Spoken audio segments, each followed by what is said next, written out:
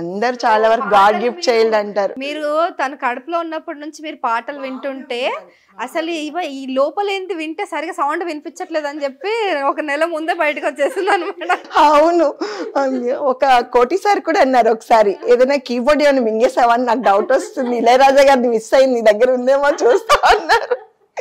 So అలాగా ప్రవస్తి వచ్చింది, మాకెవరికి knowledge లేకుండా. తను చాలా కష్టపడ్డది. కామన్ అంటే సాధారణమైన కుటుంబంలో పుట్టి అంటే మీరు ఫినాన్షియల్ గా ఎట్లా ఉండేదండి? ఒకప్పుడు చాలా రిచ్, అంటే మంచి పొజిషన్, మా వారు ఐడియా సెల్లర్ లో south head, so high position, Innova car, పెద్ద విల్లాస్, యా అన్నీ బాగున్నాయి. బట్ కొన్ని తారుమారు అయిపోయి ఇప్పుడు పరిస్థితి డిఫరెంట్, టోటల్ డిఫరెంట్ అనమాట. సో ఈ పొజిషన్కి వచ్చేసాం ఆఫ్టర్ కరోనా. మెయిన్ కరోనా బిఫోర్గా ఏంటంటే మా హస్బెండ్ జాబ్ రిజైన్ చేశారు. చేసిన తర్వాత కరోనా రావడం, తన బిజినెస్లో మొత్తం పెట్టడం వల్ల అమౌంట్ అంతా బిజినెస్లో పెట్టేశారు, రియల్ ఎస్టేట్ అని అదని ఇదని. సో అంతా జీరో అయిపోయింది, ఏది మనకి బ్యాక్ రాలేదు, మొత్తం లాస్. సో ఆ మూమెంట్లో కొన్ని ఛానల్స్. ప్రవస్తి ఫస్ట్ ఏ స్కూల్లో చదివేదాన్ని? ప్రవస్తి ఫస్ట్ చిన్నప్పుడు అమృత విద్యాలయ అని మహేంద్ర హిల్స్ దగ్గర, అక్కడే ఫస్ట్ జాయిన్ అయ్యాను. తర్వాత స్కూల్ చేంజింగ్ అట్లా ఏమైనా జరిగిందా? ఫైన్, అలా అవ్వలేదు. అది మేము చెన్నై షిఫ్ట్ అయిపోయాం. నెక్స్ట్ చెన్నై నుంచి రావడం వికాస్కి వచ్చాం. వికాస్ డైరెక్టర్ చాలా సపోర్ట్ చేశారు మాకు హైదరాబాద్లో. ఆయన ఫీజు విషయం కానివ్వండి, తనకు సపోర్ట్ చేయడం చాలా వరకు తగ్గించారు. తర్వాత నెక్స్ట్ కాలేజ్కి వెళ్ళింది కానీ వాళ్ళు అది అసలు తీసుకోలేదు. వాళ్ళు అసలు ఎంత ఫీజో అంతే పే చేయాలని చెప్పారు. సో అది కష్టపడ్డాము, కట్టాము, ఏదో చేసాం. బట్ ఏంటంటే ఇలా అవుతుందని మేము కల్లో కూడా ఊహించలేదు, అస్సలు ఊహించలేదు. ఊహించింది ఇలా జరిగిపోయింది. సో మీకు అప్పుడు అంత సడన్గా అంత హై పిక్స్ చూసిన మీరు సడన్గా అన్నీ మాయమైపోయాయి అంటే కంప్లీట్గా సినిమాల్లో చూపిస్తారు కదా, ఆ same movie style same as it is గా. మేము ఇంకో పిల్లల్ని, మన దగ్గర డబ్బులు ఉన్నప్పుడు అందరూ వస్తారు. నిజమండి, అది నేను రియల్ గా చెప్పాలనుకుంటున్నాను. ఫ్రెండ్స్ కానివ్వండి, రిలేటివ్స్ కానివ్వండి, ఓన్ బ్రదర్ అండ్ సిస్టర్స్, ఎవరైనా సరే మనీ అండి, డబ్బు మన దగ్గర ఉంటే చాలా క్లోజ్. ఎలా ఉన్నారు ఏంటని ఫోన్ చేస్తారు, వీక్లీ వన్స్ వస్తారు, కలుస్తారు, గెట్ టుగెదర్స్ అంటారు, అవంటారు ఇవంటారు. ఎప్పుడైతే మన దగ్గర డబ్బు లేదో ఎవ్వరు ఫోన్ చేయరు, ఈవెన్ మనం చేస్తే కూడా రిసీవ్ చేసుకోరు. అమ్మో వీళ్ళేమో అమౌంట్ అడుగుతారో అన్న భయం వాళ్ళల్లో. కానీ అది రాంగ్. ఉన్నప్పుడు మా దగ్గర తీసుకున్న వాళ్ళే కదా అందరూ చీమల్లాగా చుట్టూ చేరుతారు ఉన్నప్పుడు, బెల్లంలాగా. బెల్లం నేను, వాళ్ళు చీమలు అనమాట. సో అలా వచ్చారు. ఎప్పుడైతే డబ్బు లేదు అని తెలిసాక ఈవెన్ రిలేటివ్స్ కూడా చాలా దూరం పెట్టారు, చాలా సఫర్ అయ్యాం అసలు. ఫ్రెండ్స్ కూడా. నిజంగా చాలా చాలా టఫెస్ట్ ఫేజ్ అది. ప్రతి ఒక్కరి జీవితంలో ఏదో ఒక టైంలో వస్తుంది. అందరికీ ఏం శాశ్వతంగా ఉండిపోరు. ఒక్కోసారి బండ్లు ఓడలు అవుతాయి, ఓడలు బళ్ళు అవుతాయి అంటారు కదా. సో ఆ సిచ్యువేషన్ ప్రతి ఒక్కరికి వస్తుంది. అప్పుడు ఒకరికొకరు సహకరించుకోవాలనేది చాలా చాలా మందికి అది విస్మరించి ఇష్టం వచ్చినట్టు బిహేవ్ చేస్తుంటారు. బట్ ఇట్స్ ఓకే, మీకు మళ్ళీ మీ టైం వచ్చింది, అప్నా టైం ఆయేగా అన్నట్టు.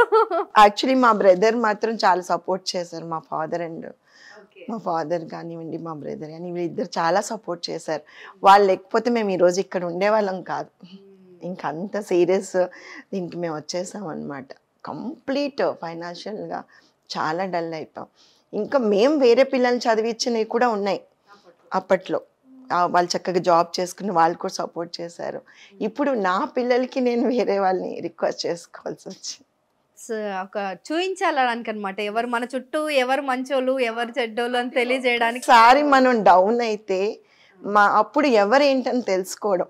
నేను అనుకున్నాను ఇప్పటి వరకు నా వాళ్ళు అని అందరు అనుకున్నాను. బట్ ఎప్పుడైతే ఇలా అయిందో నాకు తెలిసింది ఇప్పుడు.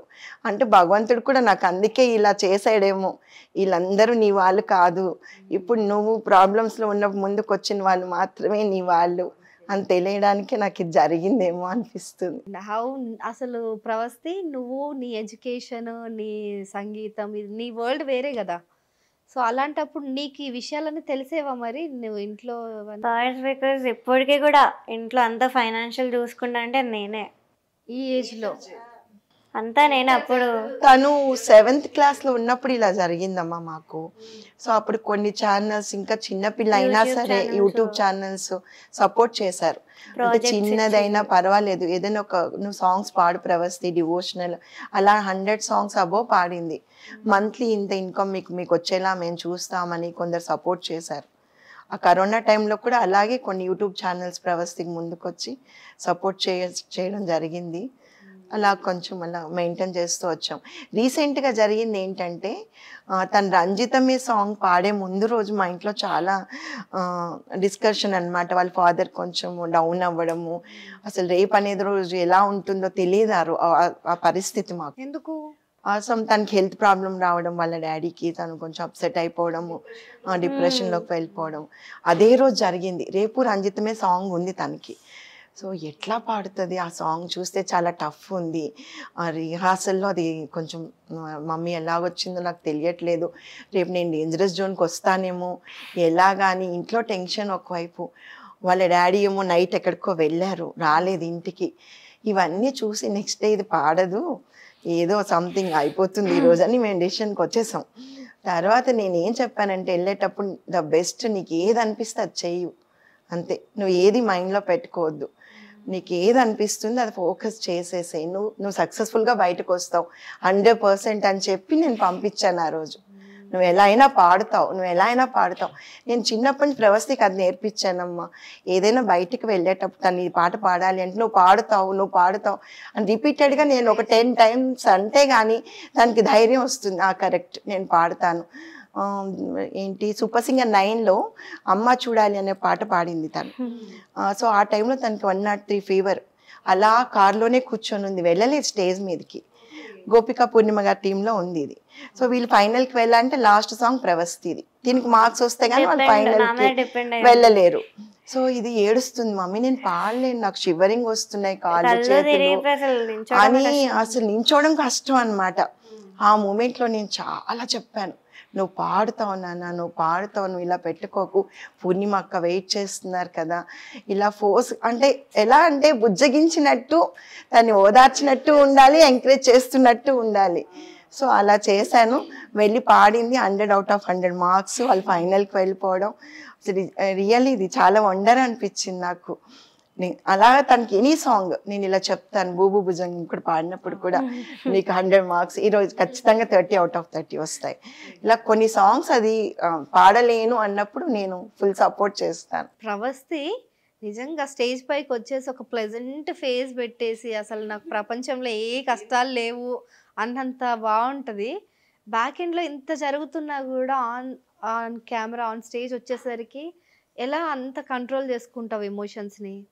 మేబీ ఒక ఆర్టిస్ట్ అన్నాక ఇట్స్ డెఫినెట్లీ బికాజ్ నాకు చాలా రెస్పెక్ట్ ఉంది ఆర్టిస్ట్ మీద. ఎంత పెట్టుకొని కూడా వాళ్ళు స్టేజ్ మీదకి వచ్చి ఎంత చేసి, సో నేను కూడా అంతే అదే ఫాలో అయ్యాను. ఏమున్నా కూడా స్టేజ్ మీద చూపించద్దు, just give it in your performance.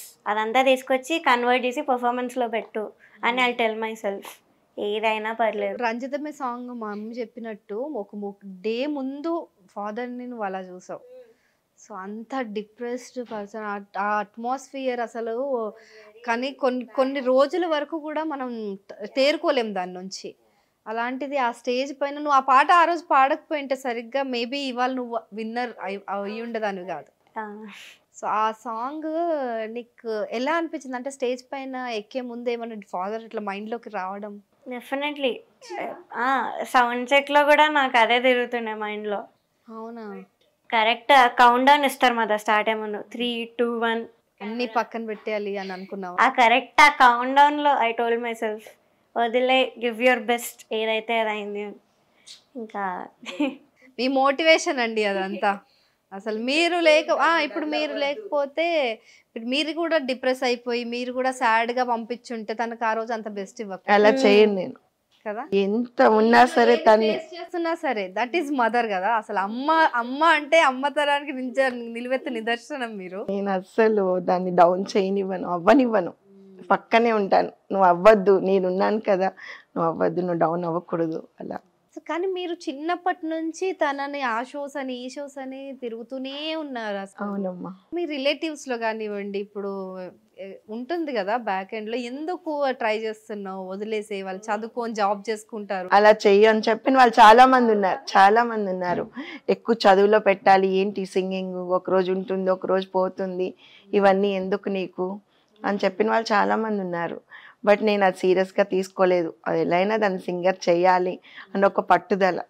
ఎక్కిరించే వాళ్ళు ఎవరైనా మిమ్మల్ని ఏంటి అట్లా సింగింగ్ చాలా వరకు చాలా మంది అన్నారు, ఏంటి అలా తిరుగుతావు, దేశాలు పట్టుకొని తిరుగుతున్నావు, ఊర్లు పట్టుకొని తిరుగుతున్నావు, ఏంటిది అని అన్నవాళ్ళు చాలా మంది ఉన్నారు.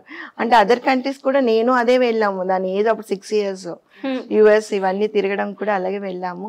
చాలా మంది చెప్పారు ఏంటి తిరగడం అని చెప్పి. ఆర్ట్ విలువ తెలియదండి మీకు. అది చెప్పారు. చాలా సాక్రిఫైస్ చేస్తాం. వాళ్ళ ఫాదర్ కేరళలో ఉండేవాళ్ళు, మేము ఇక్కడ ఉండేవాళ్ళం. ఎందుకు అంటే తన జాబ్ పర్పస్ వెళ్ళారు 5 years అక్కడే ఉన్నారు. ఆ టైంలో ఇది మిస్ అమ్మలో యాక్ట్ చేస్తుంది ఇక్కడ, అండ్ బోల్ లో ఉంది. ఇవన్నీ చూసుకోవడం కోసం మేము ఇక్కడ ఉన్నాము. చాలా సఫర్ అయ్యాం. ఏంటి కష్టాలు, ఎందుకు ఈ సింగింగ్ ఇదంతా ఏంటి అని అనిపించిందా? అనిపించింది ఇంకా అది ఎండ్ ఆఫ్ ది డే. ఎప్పుడు వర్త్ ఇట్, లైక్ ఒక రోజు ఇప్పుడు నేను షూటింగ్కి వెళ్ళి అక్కడ మంచి మమ్మీకి హ్యాపీనెస్ మాట, నన్ను అంతమంది సపోర్ట్ చేస్తున్నారు, అంతమంది పొగుడుతూ ఉంటారు, అన్ని చూసాక ఇంకా వేరే ఉంటుంది కదమ్మా హ్యాపీనెస్.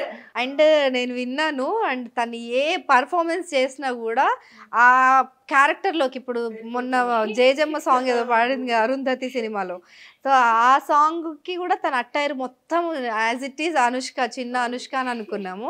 సో అదంతా కూడా మీరేనంట కదా బ్యాక్ ఎండ్? అవునండి, డ్రెస్ మాత్రం వాళ్ళు ఇచ్చారు. అప్పుడు మిగతా కాస్ట్యూమ్ కానీ అన్ని యాజ్ ఇట్ ఈస్ ఎలా ఉంటుందో, పట్టీల దగ్గర నుంచి వదిలిపెట్టి, అవును జ్యువెలరీ అంతా వేసాను, పారాని పెట్టాను, సేమ్ ఆ ఫోటో చూడడం దాన్ని తయారు.